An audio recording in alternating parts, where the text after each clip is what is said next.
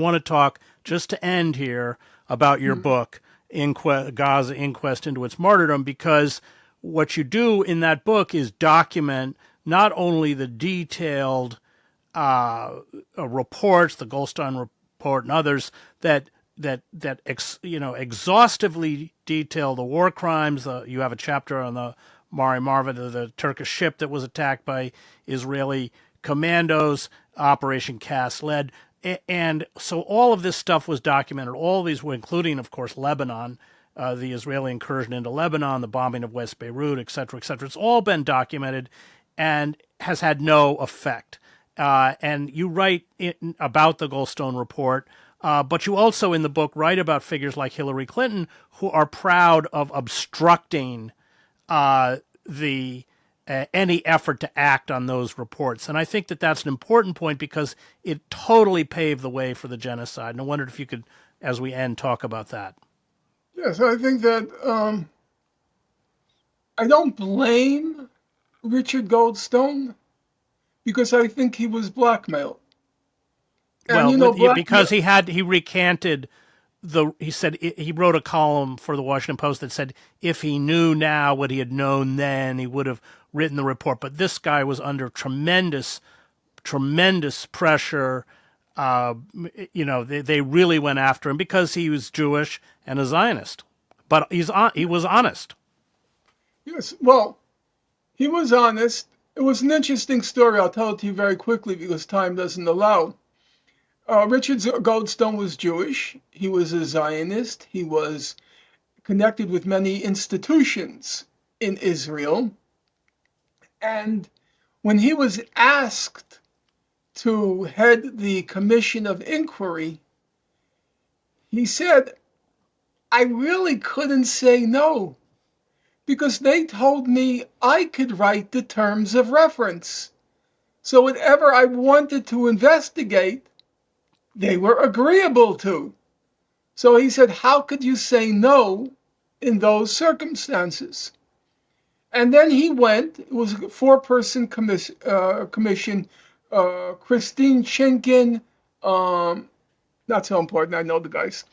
In any event, and he wrote a very devastating report. It was, I think, something on the order of 400 pages. It was a mammoth report. And it was very wide-ranging. It didn't limit itself to Operation Cast Lead, August 26th to January 17th. It looked at the history of the occupation. It looked at the West Bank. It was a very comprehensive, and it was a totally devastating report. Totally devastating. Just as a footnote to that, whenever people say, well, Hamas blocked this, and Hamas blocked that, and Hamas blocked that, Hamas always cooperated with the international commissions, even though they were totally brutal to Hamas. They all found Hamas guilty of war crimes. Hamas never cared because they figured if we can get something out of these commissions, let them do what they want with us. We'll let it go. Just as they always cooperate. It was always Israel that refused to cooperate with the international commissions of inquiry. And it's not true the commissions of inquiry were soft on Hamas. Absolutely not. They were pretty ruthless with Hamas. In any event, he writes the report, and he comes under devastating attack. Now, of course, Professor Alan Dershowitz is always over the top, and he compared Richard Goldstone to Dr. Mengele. Okay, that was typical Dershowitz, but actually the other attacks weren't much better. He didn't fare much better, Richard Goldstone.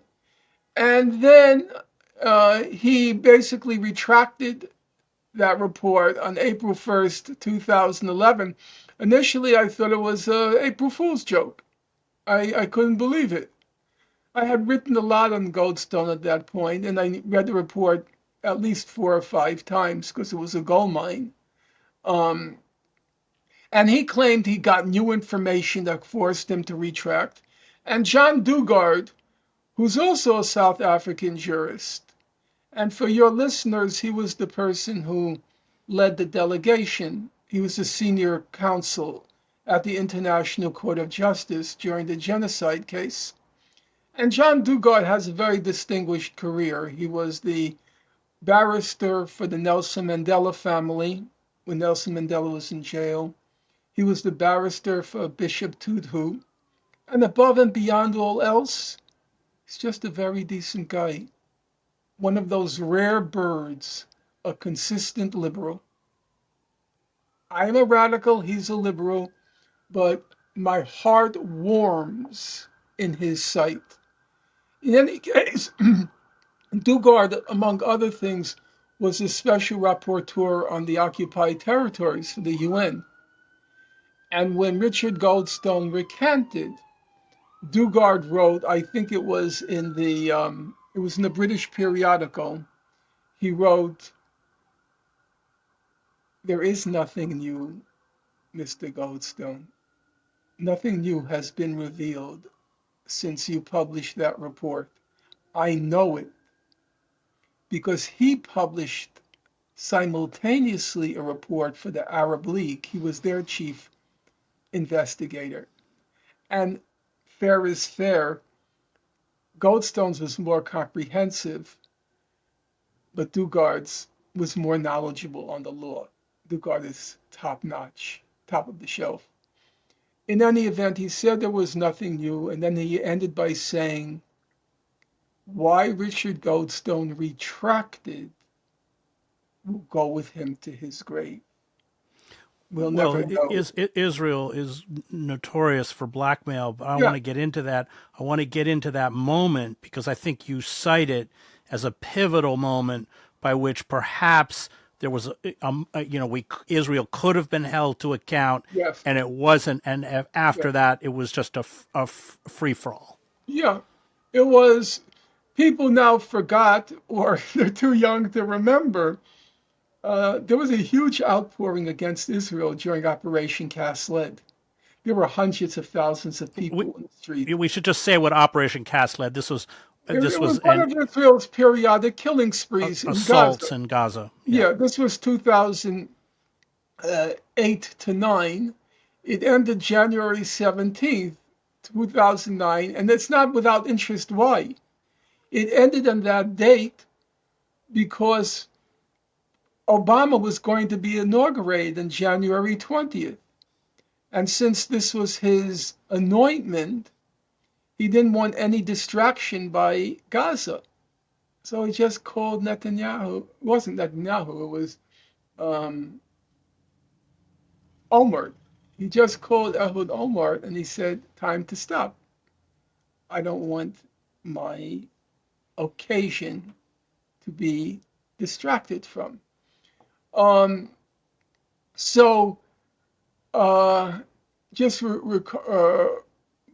train of thought just went. Why that was such a pivotal moment. Yeah, it was a huge outpouring of outrage at what Israel was doing. You might recall at that point, Foreign Minister Tzipi Livni was having trouble visiting the UK because claims were what's called under international law universal jurisdiction. They wanted to prosecute her. And soldiers were having trouble traveling. So it seemed as if there was some possibility. And when Goldstone retracted, as I said, I believe it was blackmail. I personally doubt it was him, but he has a daughter who lives in Israel. And you could imagine, if you look for dirt on anyone, you're going to find it. And if you don't find it on them by some miracle, the person has a clean slate. There's your relatives, And then at that point, Israel was really never again seriously threatened. There have been all sorts of machinations. I believe that the former chief prosecutor of the International Criminal Court, the ICC, Fatou Bensouda, I believe she was blackmailed by Israel. I wrote a book on that subject, which sold fewer copies than the fingers on your right hand. And the ones that I sold were the ones that I purchased. So it was a closed circle. I believe the current vice president of the International Court of Justice Julia Sabatindi. I believe she's being blackmailed by Israel. I believe that the former president of the court, Joan Donoghue, who was presiding over the genocide case, I believe that she, for careerist reasons, tried to sabotage the ICJ ruling on a plausible genocide in Gaza. So there's still a lot of dirt. It's the subject of a forthcoming book of mine entitled Gaza's Gravediggers, an inquiry into Gaza's Gravediggers, an inquiry into, my memory. I've not been sleeping for weeks. I've just been nonstop working. And I'm nonstop working on the book that an inquiry into something in high places. So I think there's still a lot of machinations going on in the international community, but in general, I think they weren't bad. I mean, if you remember the days of Ban Ki-moon, Right. and you compare Right. him with Guterres, Guterres has been making very, like just the other day, the gates of hell have been on, Yeah. the Yeah. floodgates of hell have been open. He's been good. The whole UN hierarchy, I think fair is fair. I think they were okay. And I thought the ICJ, they did the most they could under the circumstances. So it just wasn't enough. Yeah.